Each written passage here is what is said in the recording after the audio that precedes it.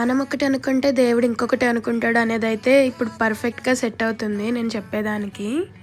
Actually మేము 'Dhurandhar 2' movie అయితే plan చేసుకున్నాము మార్నింగ్ షోకి.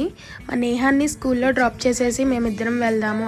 ఆ రోజు మార్నింగే వాడిని స్కూల్‌కైతే రెడీ చేసి పంపించేశాను. బట్ వెళ్ళినంత ఫాస్ట్‌గా ఇంటికి తిరిగొచ్చేసాడు.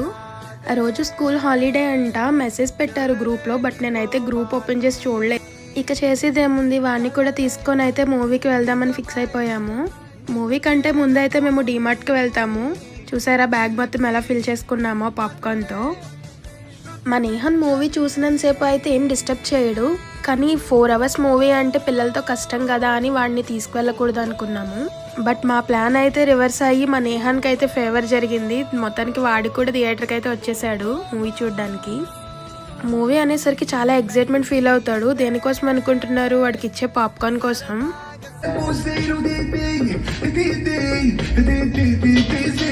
మూవీ అయితే కంప్లీట్ అయిపోయింది. మూవీ డ్యూరేషన్ అయితే 4 అవర్స్.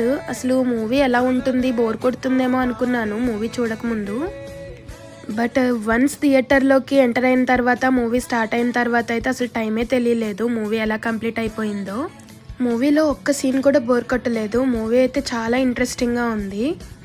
సో ఇక ఇంటికైతే స్టార్ట్ అయిపోయాము.